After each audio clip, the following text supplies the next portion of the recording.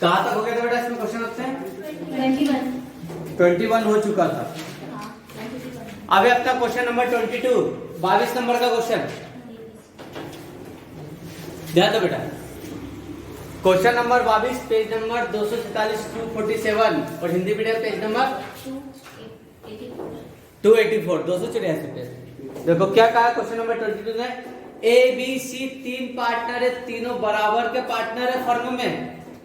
31 दिसंबर 2015 को सी की मृत्यु हो गई, डाइज है ना, सी मर गया।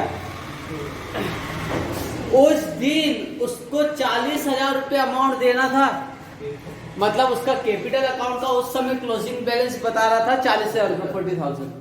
ये डिसाइड किया गया कि 8,000 रुपये तो इमीडिएट दे दिया जाएगा उसके उत्तराधिकारी को, लीगल एग्जीक्यूटर को। एक नंबर का ऑब्जेक्टिव बनता है, जब किसी साझेदार की पार्टनर्स की मृत्यु हो जाती है, डेथ हो जाती है, तो उसका जो अमाउंट है वो किसको दिया जाता है? उसके नॉमिनी को, कानूनी रूप से जो उत्तराधिकारी है। इंग्लिश मीडियम में हम बोलेंगे लीगल एग्जीक्यूटर्स को पेमेंट किया जाता है। और जब भी कोई पार्टनर मरता है तो उस समय कौन सा अकाउंट बनाएंगे अपन? लोन अकाउंट नहीं बनेगा, क्योंकि वो तो बिजनेस कर रहा था, चाहता था बिजनेस में, फर्म को छोड़ना नहीं चाहता था। अब उसकी डेथ हो गई है तो अब वो बिजनेस में काम कर नहीं सकता है, ठीक है। तो डेथ की कंडीशन में क्या होता है, जब भी कोई पार्टनर मरता है तो उस कंडीशन में बनता है annuity suspense account, Hindi medium में साझेदारी का उच्चयन खाता। जब किसी पार्टनर की डेथ हो जाती है तो उस समय हम जो अकाउंट बनाते हैं उसको बोलते हैं पार्टनर, है ना, annuity suspend account, suspense account.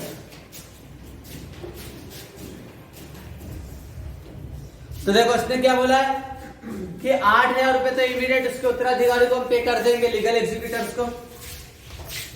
इसके बाद क्या कहा, एंड बेटा बैठ जाओ जल्दी। उसके बाद क्या है, और फर्स्ट पेमेंट किया जा रहा है 1 जनवरी 2016 को, 1 जनवरी 2016 को। And other payments are to be made each year on 1 January. पहला पेमेंट उसको किया जाएगा 1 जनवरी 2016 को, और इसके बाद जितने भी पेमेंट है उसको कब किए जाएंगे? हर साल की पहली तारीख को, 1 जनवरी को। The successor who is entitled to get, है ना, हिज एन्युटी। भैया जो उत्तराधिकारी, जो उसके बेटे को हम पैसा दे रहे थे कि भैया इसके पिताजी गए, अब इसके बेटे को पैसा दे दो, तो उसको पैसा तो दिया। कब तक दिया आपने? 15 को तो पार्टनर बना था, 15 से लेके 19 तक उसको पैसा दिया। 1 जनवरी 2019 को उसने 8,000 रुपए लिए, खुशी खुशी गया, अगले दिन ट्रक से टकरा गया। 2 जनवरी को उसके उत्तराधिकारी की भी मृत्यु हो गई, है ना, लीगल एग्जीक्यूटर भी मर गया। अब क्या होगा? इंटरेस्ट की कैलकुलेशन तो होगी लेकिन दिया नहीं जाएगा। इंटरेस्ट कैलकुलेट होगा 10% per annum on the outstanding balance. Outstanding मतलब जो भी बाकी पैसा होगा उसके ऊपर 10% इंटरेस्ट दिया जाएगा। प्रिपेयर करना है एन्युटी सस्पेंस अकाउंट, वार्षिकी उच्चयन खाता बनाएंगे हिंदी मीडियम में। Question number 22।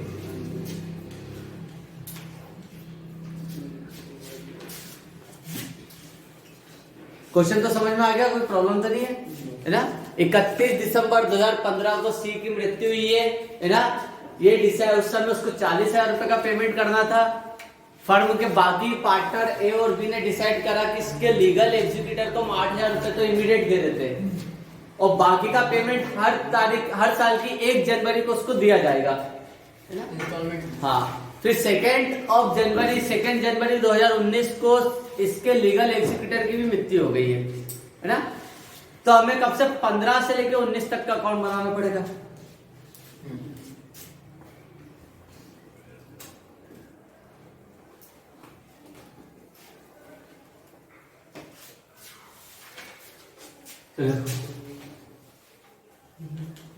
Seeds annuity suspense account.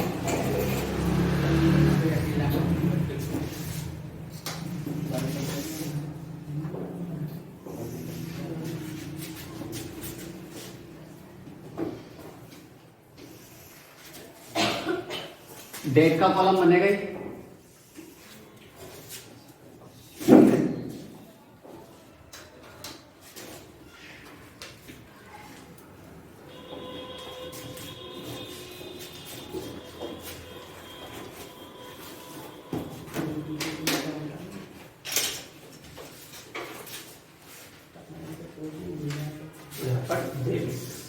Clear बेटा? पेमेंट कितना देना था ना? एक मिनट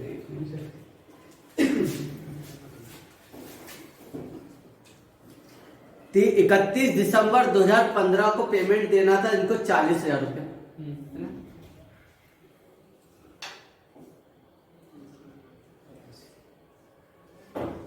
8,000 रुपये तो आपने, एक minute, it was decided that the amount 8,000 is to be paid, है ना? ईच ईयर कहा उसने, है ना? इमीडिएटली नहीं कहा, ईच ईयर, हर साल उसको 8,000 रुपये किस्त दिया जाएगा, है ना? तो यहाँ पर 2016 1 जनवरी को बैलेंस कितना था? बाई ये कहां से आया? सी की कैपिटल से, सीस कैपिटल अकाउंट। सी को कितना देना था? 40,000 रुपये देना था। पेमेंट कब दिया जाएगा? हर साल की 1 जनवरी को, मतलब पहला पेमेंट आएगा 1 जनवरी 2016 को, ठीक है, 2016 का। टू कैश कितना पेमेंट दे दिया आपने? 8,000 रुपये इमीडिएट दे दिया। ये साल खत्म हुआ 31 दिसंबर, 31 दिसंबर का। बाय इंटरेस्ट, ब्याज देना। कितने पे दे ब्याज? 32,000, 40,000 पे क्यों देंगे भैया? 1 जनवरी को आपको 40,000 देना था, तो आपने 1 जनवरी को उसी दिन तो 8,000 दे दिया था। तो 1 जनवरी से 31 दिसंबर तक कितना पेमेंट रहा फर्म में? 32,000। 8,000 पे जो पहले दिन दे दिया उस पे इंटरेस्ट किस बात का? इस पे दिया जाएगा कितना? 10%, 3200 रुपए, 43,200। यहां का टोटल भी आना चाहिए 43,200। बेटा एन्युटी सस्पेंस अकाउंट में कभी भी इंटरेस्ट का पेमेंट नहीं होता। इंटरेस्ट का पेमेंट कहां पे होगा? पार्टनर्स लोन अकाउंट में। तो इंटरेस्ट कैलकुलेट करना है, ठीक है, बट इसका पेमेंट नहीं करना। इसमें बोला आउटस्टैंडिंग है, और स्पेशली क्वेश्चन में कहा है कि हर साल आप 8,000 रुपए पेमेंट दोगे। क्वेश्चन ने कहा कि ईच ईयर आप 1 जनवरी को 8,000 रुपए का पेमेंट देंगे। उसने ये नहीं कहा कि ईच ईयर आप 8,000 प्लस इंटरेस्ट दोगे, है ना? 31 दिसंबर को to balance C carried down, इसमें से इसको माइनस कर दो। 33,200, 35,200। अब आया अगला साल 2017 1 जनवरी, बाय बैलेंस बीडी 35,200, 33,200। इस साल भी 1 जनवरी को ही पेमेंट करना, जबकि हमने लोन अकाउंट बनाया था तो पेमेंट कब कर रहे थे? 31 दिसंबर को, एंडिंग में करा था हमने। यहाँ पे हर साल पहली तारीख को करना है। टू कैश, फिर 8,000 रुपए का पेमेंट। अब 31 दिसंबर को इंटरेस्ट लगता है आउटस्टैंडिंग अमाउंट पे, बाय इंटरेस्ट। आउटस्टैंडिंग अमाउंट कितना? 35,000 देना था, लेकिन 8,000 1 तारीख को ही दे दिया। माइनस कर दो, 27,200 पे लगेगा 10% का, 2720 02 37,920।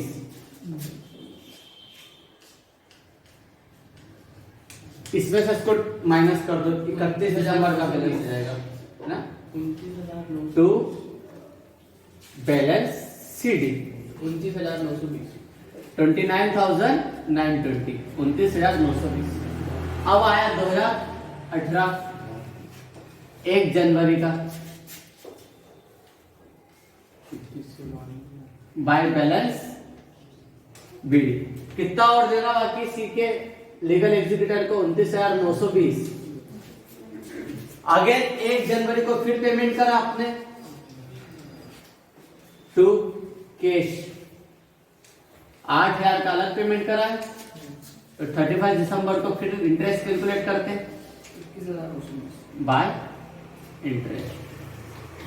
कितना आउटस्टैंडिंग अमाउंट है 29,920 में से 8,000 का पेमेंट तो उसी साल स्टार्टिंग में कर दिया, तो 21,920 पर 10% इंटरेस्ट देंगे। 2192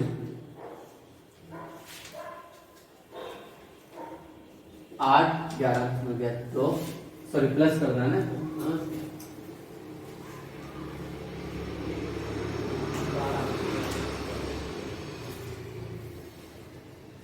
32,112 रुपये, 32,112 पर। 31 दिसंबर को बैलेंस देना बाकी रह गया टू बैलेंस शीट। इसमें से इसको माइनस कर दो, कितना आ रहा? 24,112 रुपये, 24,112। अब आया 2019 1 जनवरी का,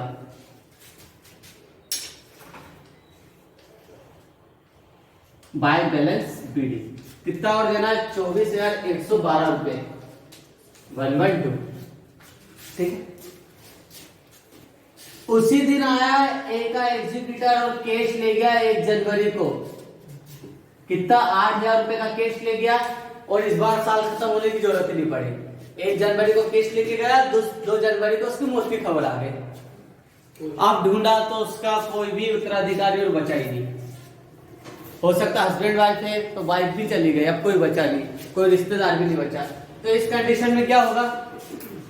जो इसका पैसा बचा हुआ है, कितना बचा पैसा? 24,000 में से 8,000 माइनस कर दो, 16,112 रुपये और बचे। अभी इस पैसे का क्या करें?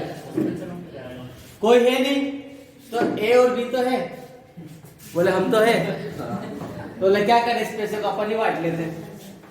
तो जब भी को फिर आगे कोई एक्चुअल में ऐसा कुछ होता नहीं है, प्रैक्टिकल लाइफ में देख लो, कोई मर जाएगा ना तो 10 रिश्तेदार और खड़े हो जाएंगे, है ना? देखो लेने के टाइम 10 खड़े हो जाएंगे और देने के टाइम तो सगे भी हट जाएंगे। तो जो बचा अमाउंट है उसको कौन बांट लेंगे? 2 जनवरी को उसी दिन बांट लेंगे। कोई शोक नहीं बना रहा है वो कि मर गया, तो उसी दिन क्या कर देंगे? ये पैसा बांट लेंगे। कौन बांट लेगा? ए अपनी कैपिटल में ले लेगा, एस कैपिटल, और बी भी ले लेगा इसी तारीख को, 2 20 कैपिटल। 8,056 कितना लेगा इसका बराबर? क्योंकि इक्वल पार्टनर थे तीनों, है ना? अगर ए और बी 3 और 2 में पार्टनर होते तो 3 2 में बांटते हैं। किस कैसे? इक्वली 1/2 में, 1/2 में। 2 16 2 0 2 5 10 2 6 12। 8056 ए ने ले लिया है, 8056 बी ने ले लिया है। 31 दिसंबर तक गया ही नहीं क्वेश्चन। 24,112 ये है एन्युटी सस्पेंस अकाउंट। फिर से समझ जाओ बेटा, है ना? एक फर्म में 3 पार्टनर है, ए बी सी। 2015 31 दिसंबर को किसकी मृत्यु हो गई? सी की हो गई है, ठीक है? ईयर एंडिंग में इसका कैपिटल अकाउंट का बैलेंस था 40,000 रुपए जो देना था। ए और बी ने डिसाइड करा कि 40,000 में से हम 8,000 रुपए हर साल ए के उत्तराधिकारी को, सॉरी सी के उत्तराधिकारी को, लीगल एग्जीक्यूटर को देंगे। तो हर साल ये पेमेंट 1 जनवरी को हम कर रहे हैं 8,000 का, क्योंकि उनका कमिटमेंट क्या होता? 8,000 ही देंगे। और इंटरेस्ट की कैलकुलेशन होगी आउटस्टैंडिंग अमाउंट, मतलब जो बाकी अमाउंट है ना, क्लोजिंग बाकी अमाउंट है, उसको 10% इंटरेस्ट कैलकुलेट किया जाएगा। क्लियर? इसके बाद क्या बताया है कि पेमेंट बकायदा 16 से लेके 19 तक सी के लीगल एग्जीक्यूटर ने लिया, लेकिन 2 जनवरी को उसकी भी डेथ हो गई। तो 2 जनवरी को सी का जो आउटस्टैंडिंग अमाउंट था वो ए और बी ने बांट लिया अपने प्रॉफिट शेयरिंग रेशियो में। तो यहाँ पर हम 2 लिख रहे हैं, पार्टनर्स कैपिटल अकाउंट में बाई साइड लिखेंगे बाय एन्युटी सस्पेंस अकाउंट। तो ये था एक लास्ट कंसेप्ट इस चैप्टर का। उतार लो।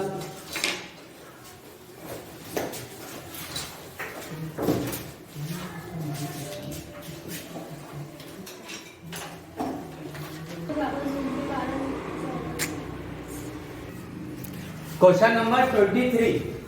23 नंबर का क्वेश्चन देखो क्या कहा क्वेश्चन ने। ए बी सी एक फर्म में पार्टनर है, इक्वल पार्टनर है, समान साझेदार है। ठीक है, 31 दिसंबर 2014 को बी की मृत्यु हो गई। ये बार भी सब ईयर एंडिंग पे रहे ताकि आपका क्वेश्चन इजी हो जाए, क्योंकि उस समय अकाउंट भी क्लोज कर दिया इन्होंने। उस दिन बी को 30,000 रुपये अमाउंट पे करना था। कब हुई इसकी? 31 दिसंबर 2014 को, मतलब 1 जनवरी 2015 को बी का जो हम एन्युटी सस्पेंस अकाउंट बना रहे हैं, ये कितना बता रहा है? 30,000 रुपये बता रहा है। इसके बाद क्वेश्चन ने कहा है यह डिसाइड हुआ है कि यह अमाउंट एन्युटी में 5,000 रुपये हर साल दिया जाएगा। ठीक है, कब देना है वो देखते हैं। It's first payment is made on 1 जनवरी 2015। पहला पेमेंट 1 जनवरी 2015 को दिया गया है। कितना? 5,000 रुपये। इसके बाद क्या कहा उसने? और बाकी के जो पेमेंट है वो भी 1 जनवरी को ही दिया जाएगा। बी की विडो को, बी की विधवा को, जो वाइफ है उसको दिया जा रहा है। ठीक है, who is entitled to get this annuity. ठीक है, बी की वाइफ जिसको हर साल 1 जनवरी को 5,000 रुपये एन्युटी के नाम से पैसा मिलता था, उसकी मौत हो गई है 20 जनवरी 2019 को। इसकी भी डेथ हो गई है 20 जनवरी 2019 को। इसके बाद क्या कहा है? इंटरेस्ट की कैलकुलेशन करना 10% per annum on the outstanding balance. जो भी बैलेंस बचता है ईच ईयर के एंडिंग पे, उस पे 10% इंटरेस्ट दिया जा रहा है। तो इस साल के आखिरी में कितना बैलेंस बच रहा है? 30 में से 500 से समय दे दिया स्टार्टिंग में, तो 25,000 पर हम देंगे आउटस्टैंडिंग बैलेंस 25,000। इसके ऊपर 10% इंटरेस्ट दिया जाएगा।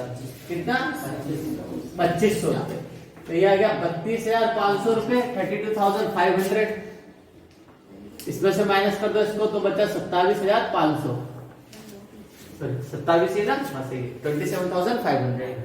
अब आया 2016, पैसा कितना देना था? 27,500, 27,500। इस साल की स्टार्टिंग में हमने 5,000 दिया। अब बचा कितना? 27,500 तो आपने इमीडिएट दे दिया, तो ईयर एंडिंग में बचा 22,500। इस पे देना 10% इंटरेस्ट 2250 का 29,750।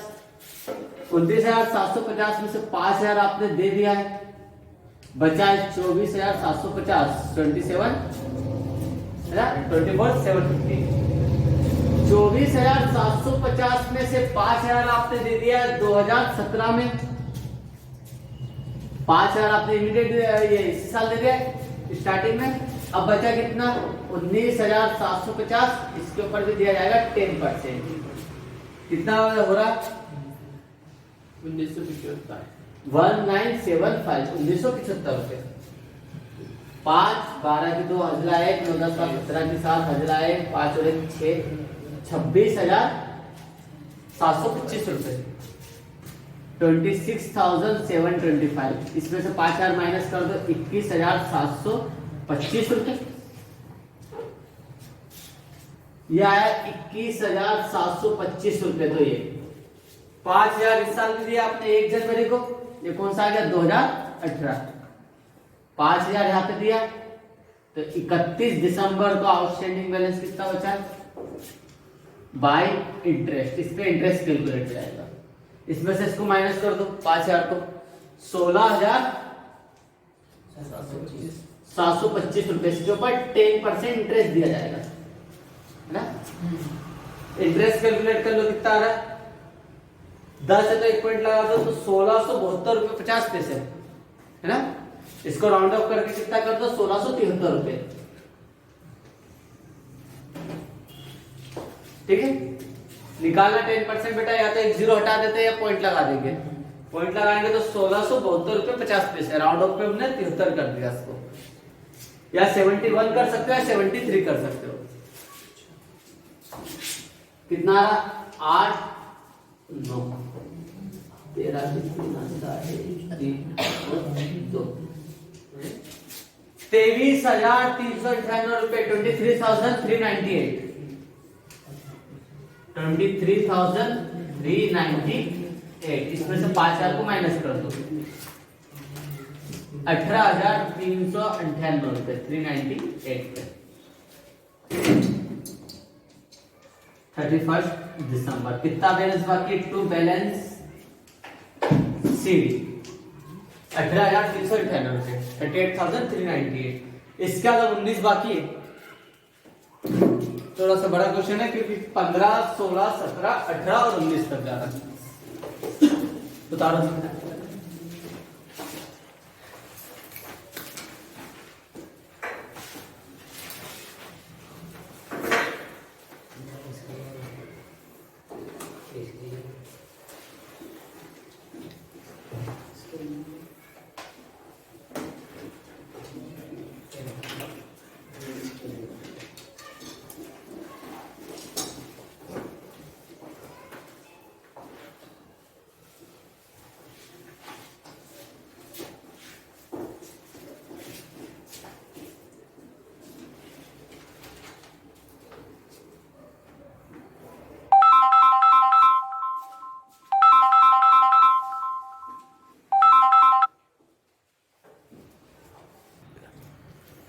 चलो आगे का देखें।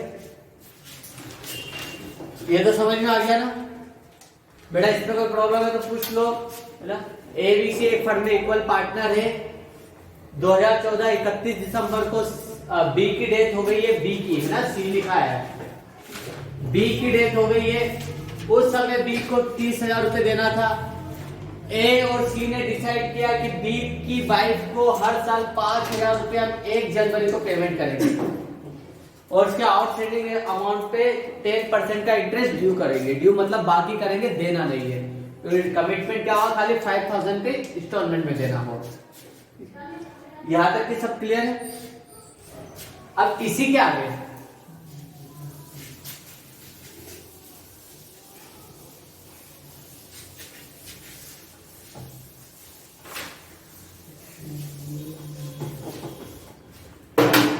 बैलेंस शीट कितना है? 18,398 रुपए 398। 2019 1 जनवरी को बैलेंस देना बाकी रह गया। बाय बैलेंस, इधर ध्यान दो बेटा, बाय बैलेंस बीडी कितना? 18,398 रुपीज। ये अब देखते हैं 1 जनवरी को अगेन हमने पेमेंट दिया 2019 को टू कैश कितना? 5,000 का इमीडिएट। और 20 जनवरी को बी की वाइफ की डेट हो गई, ठीक है। अब कोई उनके इसमें लेने वाला नहीं रखा तो ए और सी ने रिमेनिंग अमाउंट कितना बचा है? 18,398 रुपए में से माइनस कर दो 5,000 को, तो आ गया 13,398। इसको कौन बांट लेंगे? ए और सी किस रेशो में? इक्वल में। 2/12 बचे 2/12, ठीक है। बचा 1 2 18 2 18। तो 20 जनवरी को ही टू ए ने बांट लिया एस कैपिटल 6699 और इसी डेट को सी ने भी बांट लिया टू सी कैपिटल 6699। ये हो गया अकाउंट क्लोज। 18,398।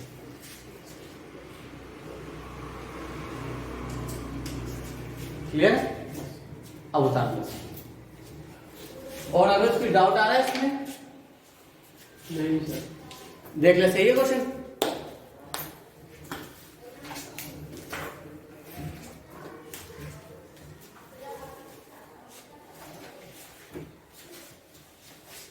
निकाल भैया, तू तो डाउट निकाल इसमें।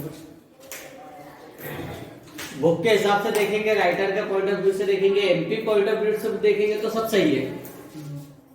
लेकिन अगर सीए पॉइंट ऑफ व्यू से थोड़ी डीपली स्टडी करेगा तो कुछ गड़बड़ी दिखेगी। अब वो गड़बड़ी पकड़।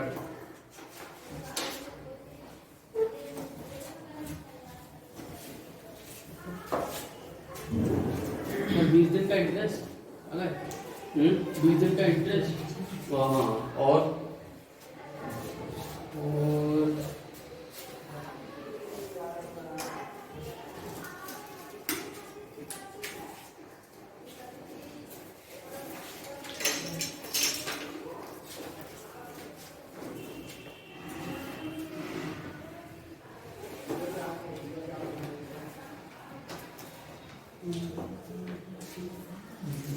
सही है, 20 दिन का इंटरेस्ट बच रहा बस 20 कराओ। क्योंकि इंटरेस्ट बहुत इंपॉर्टेंट चीज है। जब अपन बड़ी कंपनी की बात कर रहे हैं तो वहाँ पे 1-2 करोड़ रुपए का भी अपन ट्रांजेक्शन करते हैं, और 2 करोड़ का भी अगर तुम एक दिन का इंटरेस्ट देखोगे तो बहुत अच्छा बन जाता है ना। तो 20 दिन का इंटरेस्ट क्यों नहीं कैलकुलेट किया जाए? जब आप करोगे ना तो ड्यू डेट निकालोगे, एडीटी एवरेज ड्यू डेट, तो उसमें 1-2 दिन का इंटरेस्ट भी कैलकुलेट किया जाता है, क्योंकि फर्क पड़ता है उससे। तो 20 दिन का बहुत इंटरेस्ट बन जाता है। इसमें आएगा करीबन 20-30 रुपए का डिफरेंस और पड़ता है।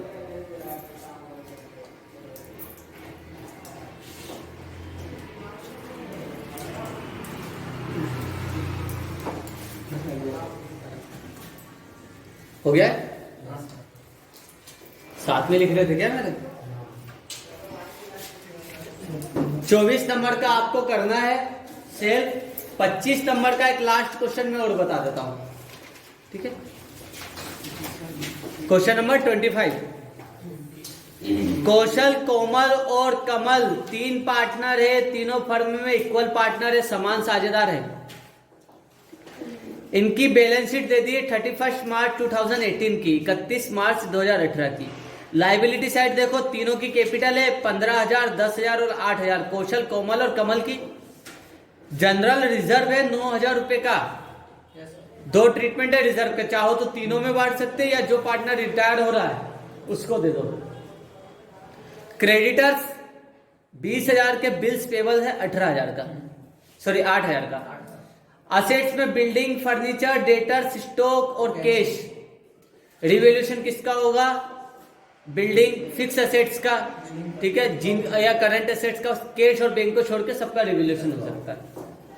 1 अप्रैल 2018 को कमल रिटायर हो रहा है, कमल फर्म को छोड़ के जा रहा है। रिवैल्यूएशन इस प्रकार था, बिल्डिंग की कीमत 42,000 हो गई, 42,000 देखो, 40,000 की बिल्डिंग 42 की हो गई है, 2,000 से बिल्डिंग बढ़ गई है, फायदा।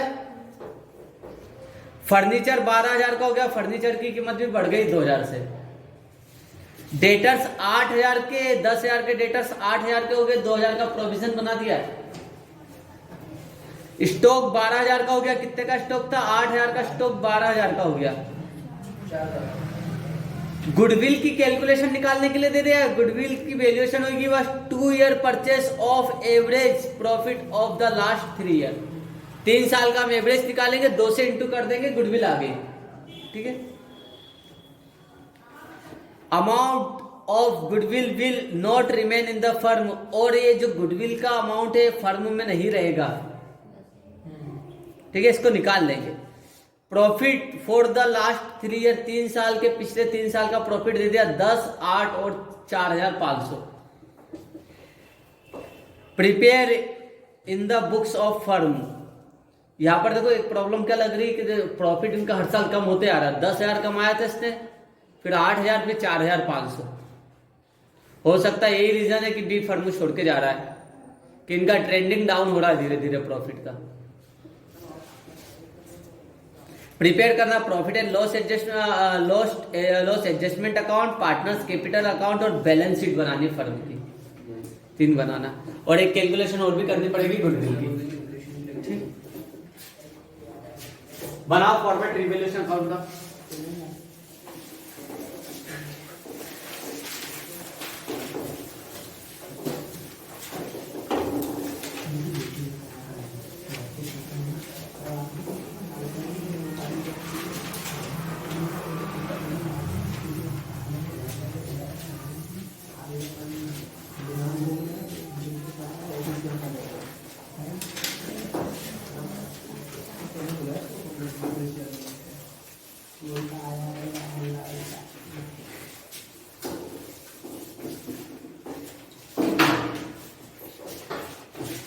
पहला बनेगा revaluation account,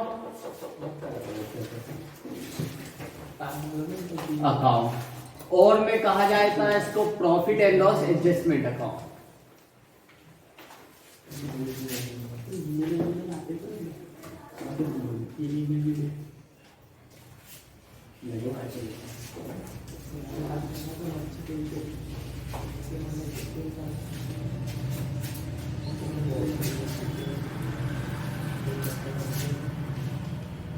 question number 25 number का।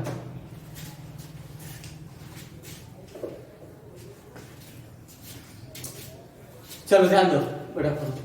हमें पता सर अगर असेट्स की कीमत बढ़ी तो हमारा फायदा मतलब क्रेडिट साइड, अगर असेट्स कम हुई तो डेबिट साइड, ठीक है। अगर लाइबिलिटीज हमारी कम हुई तो हमारा फायदा क्रेडिट साइड, लाइबिलिटीज बढ़ी, हालांकि अभी तक के चैप्टर में आया नहीं कि लाइबिलिटीज इंक्रीज हो गई है। ऐसा कब आ सकता है?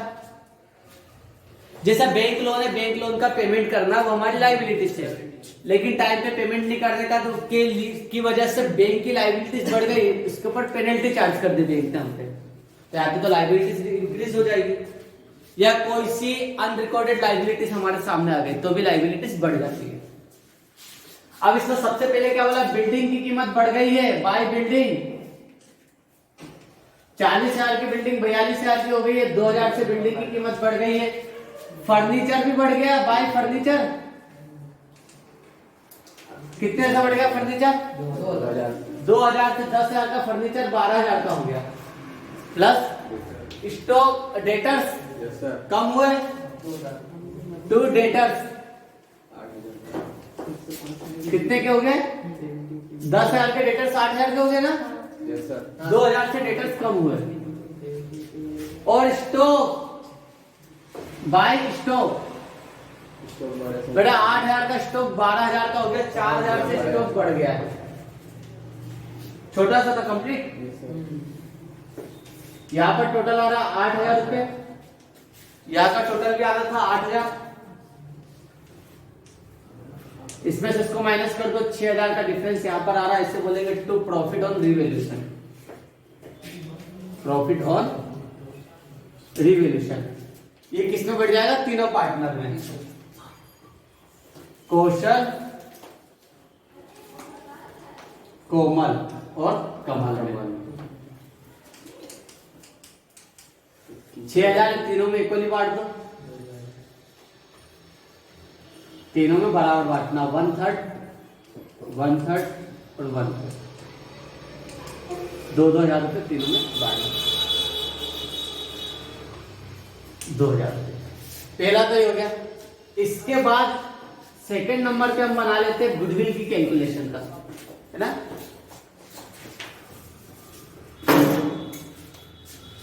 ये तो फर्स्ट नंबर का हो गया।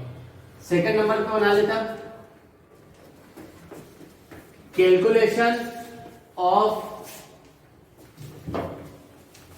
गुडविल बाय कौन सी मेथड से? एवरेज प्रॉफिट मेथड, औसत लाभ विधि से।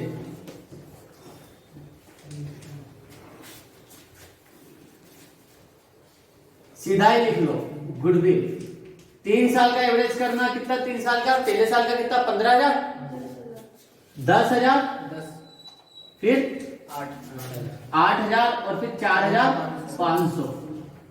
ये 3 साल का एवरेज कर लेते और इंटू किससे कर देते? 2 से, 2 ईयर परचेज था, 2 से इंटू कर देते, गुडविल आ जाएगी। कितना हो रहा? 18,000, 22,500, 3 इंटू 2 कितना आ रहा है? इसको काट लो, 3 से 21, ठीक है, 15,000। अच्छा यहीं पे काट लेते ना, 3 से 21, 3 पे 15, 7,500 इंटू 2, 15,000 रुपए की फर्म की गुडविल आ रही है। ये 2 था।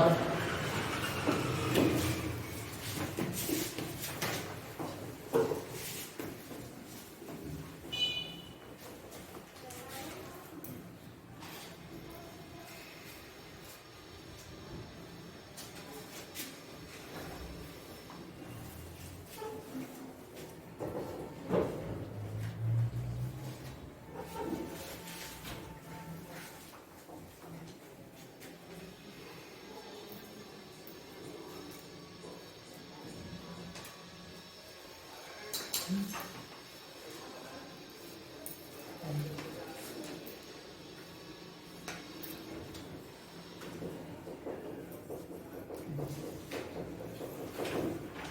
है भैया, अनुज पूछो घर आपसे ना।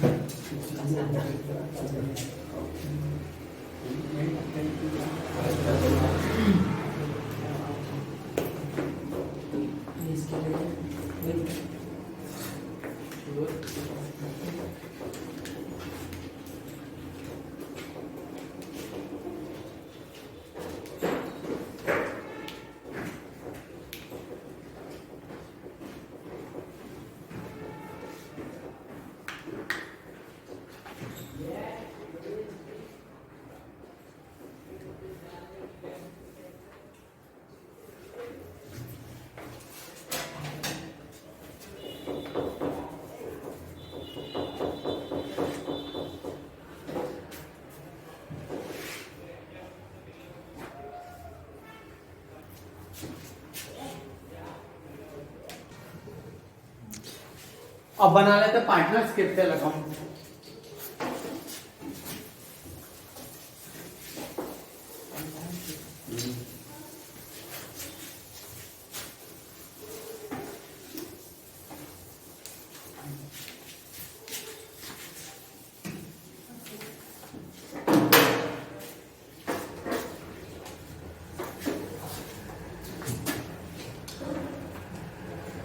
Partners capital account.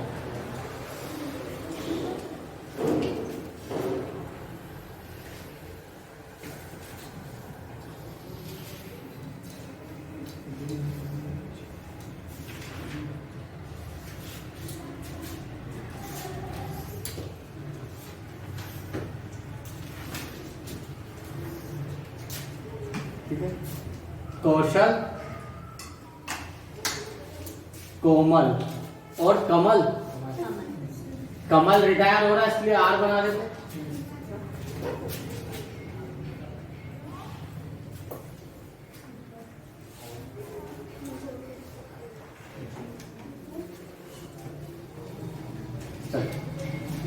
क्या करना पड़ेगा सबसे पहले?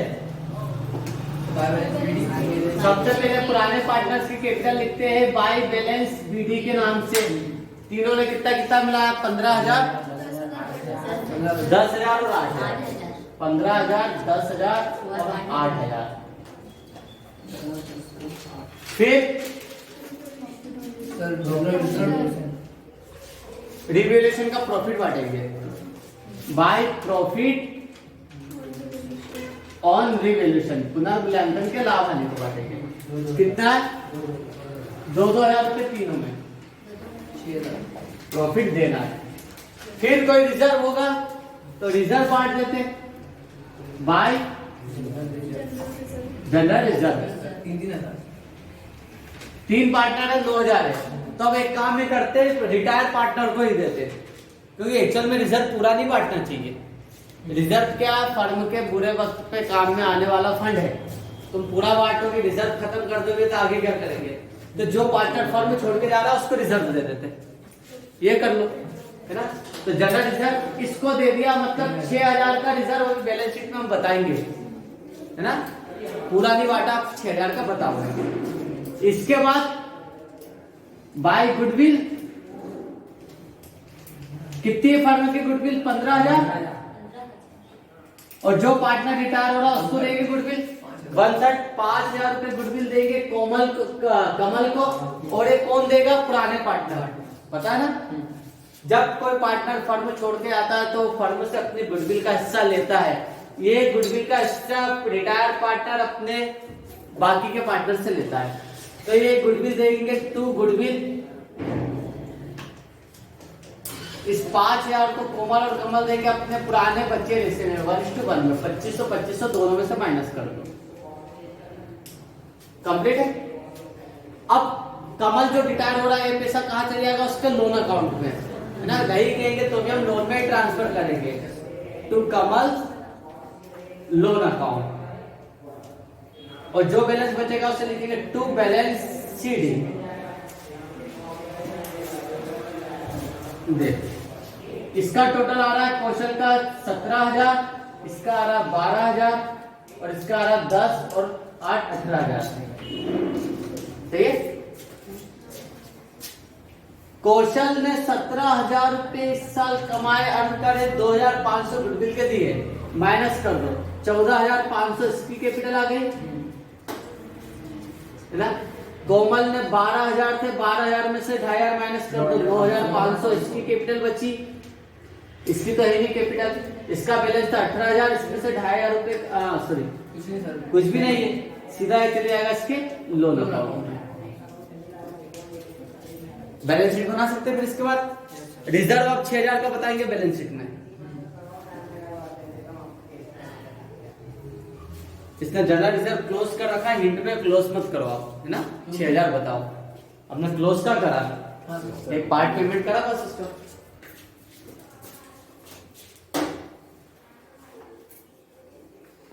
यहां पर बेटा आपका चैप्टर कंप्लीट हो गया है, ठीक है। बाकी और आगे प्रैक्टिस करना चाहते हो कर सकते हो, बाकी 25 तक सफिशिएंट है। कल करेंगे अब नया चैप्टर अपना, पार्टनरशिप का लास्ट चैप्टर।